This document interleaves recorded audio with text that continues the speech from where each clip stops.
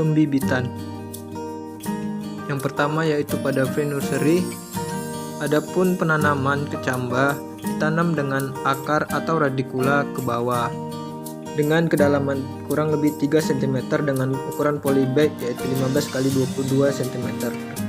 Untuk tanaman yang terserang hawar daun, maka akan dilakukan pengguntingan atau pemangkasan daun yang terserang hawar daun tersebut. 2. Pemindahan dari pre-nursery ke main nursery. Pemindahan dilakukan dengan cara pembuatan lubang tanam pada polybag 10 kg. Kemudian pemberian pupuk rock fosfat 0,5 gram. Setelah itu, tanaman dari pre-nursery langsung dipindahkan ke dalam lubang tanam.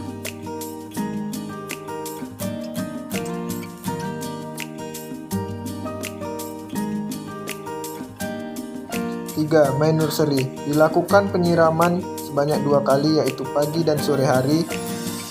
Kemudian dilakukan juga pengendalian gulma dengan cara penyemprotan agar pertumbuhan tanaman kelapa sawit tidak terganggu. Pada main nursery juga dilakukan pemupukan pupuk NPK 15-15 dengan dosis 5 gram. Pemupukan dilakukan 2 minggu setelah pindah tanam dari pre-nursery ke main nursery. Pemeliharaan tanaman belum menghasilkan. 1. Penyusuan mengkuna atau stek batang. Dilakukan kegiatan persiapan bahan tanam mengkuna dengan cara yaitu penyusuan atau stek batang pada polybag ukuran 15 x 22 cm dengan menggunakan tanah topsoil. Tujuan dari penyusuan ini yaitu diharapkannya keluarnya akar baru dari ruas-ruas batang mengkuna. 2. Premis gulma pada piringan dan gawangan. Dilakukan penyemprotan gulma pada gawangan dan piringan pada tanaman belum menghasilkan dengan menggunakan herbisida sistemik dengan merek dagang Roundup. 3. Kastrasi atau pembuangan bunga. Dilakukan kastrasi yaitu pembuangan bunga jantan dan betina dengan tujuan agar tanaman lebih fokus pada pertumbuhan vegetatif terlebih dahulu. Pada umumnya, tanaman kelapa sawit mulai mengeluarkan bunga setelah berumur 14 bulan. Kastrasi merupakan pekerjaan yang sangat penting sebelum tanaman beralih dari tanaman belum menghasilkan ke tanaman menghasilkan, karena akan menentukan produktivitas jangka panjang. Contoh tanaman yang sudah tidak dilakukan kastrasi diberi tanda silang pada pelepah. Kastrasi akan diberhentikan ketika diameter lingkar batang tanaman kelapa sawit sudah mencapai 2 meter dan tinggi bunga sudah lebih dari 30 cm dari permukaan tanah. Berikut ini pengerjaan kastrasi pada tanaman belum menghasilkan.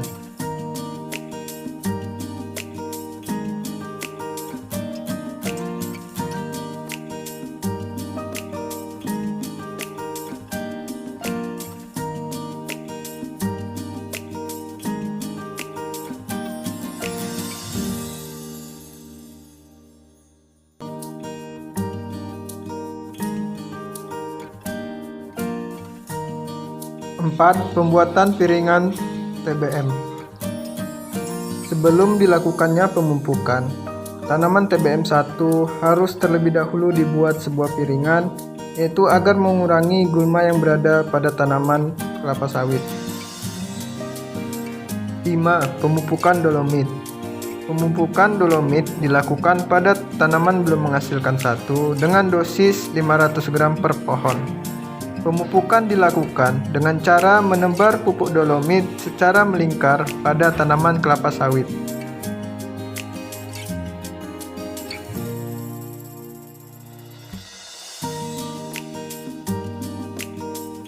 Keenam, pengendalian hama. Adapun pengendalian yang dilakukan yaitu secara kimiawi untuk mengatasi hama ulat kantung dan Oryctes rhizoceros atau kumbang tanduk. Pemeliharaan tanaman menghasilkan. 1. Penunasan pelepah. Penunasan biasa juga disebut dengan pemangkasan. Adapun tujuan dari pemangkasan yaitu untuk mengurangi penghalangan pembesaran buah dan kehilangan brondolan serta mempermudah pemanenan. 2. Pengamatan hama. Pengamatan yang dilakukan yaitu teling hama ulat kantung pada blok BE. Pengambilan sampel pelepah diambil 1 pelepah per pohon. Namun, jika pemeriksaan global dilakukan 1 kali seminggu, maka sampel pohon yang diambil harus mewakili keseluruhan populasi. Adapun ciri-ciri dari daun yang terserang oleh ulat kantung seperti pada video, terlihat pada bagian daun seperti kering terbakar. Berikut ini adalah hama ulat kantung. 3. Pengendalian hama dengan injeksi. Pengendalian dilakukan dengan cara pengeboran batang tanaman sawit dengan menginjeksi insektisida postin dengan dosis 15 gram per pohon. 4. Pemupukan dolomit. Adapun untuk tanaman menghasilkan, dosis untuk pemupukan dolomit yaitu 1 kg per pohon. Adapun cara untuk pemupukannya yaitu pupuk dolomit ditebar di piringan tanaman menghasilkan. 5. Pemanenan. Adapun kriteria matang panen yaitu terdapatnya minimal 2 buah brondolan pada piringan tanaman atau terdapatnya lebih dari 5 brondolan pada buah.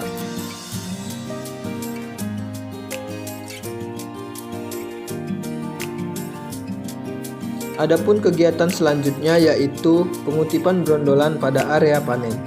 Biasanya, brondolan yang tidak terkutip itu terletak pada ketiak daun. Hal ini dikarenakan para pemanen tidak mengetahui bahwasanya brondolan tersebut sangkut pada ketiak daun. Selanjutnya, buah dan brondolan dikumpulkan pada tempat pengumpulan hasil atau yang dikenal dengan TPH. Pengelolaan tandan buah segar. Hal pertama dalam pengelolaan TBS yaitu penimbangan buah yang masuk ke dalam pabrik. Jadi, sebelum buah dimasukkan ke dalam loading ram, buah beserta mobil akan ditimbang pada penimbangan. Kemudian, buah yang sudah ditimbang akan diletakkan pada loading ram. Pada loading ram ini, buah akan disortasi oleh para pekerja. Apabila terdapat buah yang belum masak, maka buah tersebut akan dikembalikan dan nantinya akan ditimbang kembali dengan berat mobil, sehingga berat mobil awal akan dikurang dengan mobil berat akhir. Berikut kriteria TBS sortasi pada PKS Adolina. Buah yang sudah berada di loading ram akan dimasukkan ke dalam gerobak atau disebut dengan lori. Selanjutnya, lori tersebut akan dimasukkan ke dalam stasiun perebusan. Perebusan TBS yang digunakan yaitu menggunakan dengan uap atau steam. Steam yang digunakan adalah uap kering atau saturate steam dengan tekanan 2,8 sampai 3 kg per cm². Buah yang sudah direbus akan dibawa oleh hosting crane menuju autofeeder. Pada autofeeder, buah dan janjangan akan terpisah dengan tersendirinya. Kemudian buah akan masuk ke digester untuk dilumatkan. Kemudian akan masuk ke screw press untuk memisahkan fiber, minyak kasar, serta biji. Material pertama yaitu fiber akan dijadikan sebagai bahan bakar. Kemudian kedua yaitu minyak kasar akan masuk ke stasiun klarifikasi atau pemurnian minyak. Di sini terdapat vacuum dryer yang dimana minyak akan dibawa pada sand trap tank yang mana berfungsi untuk menampung pasir.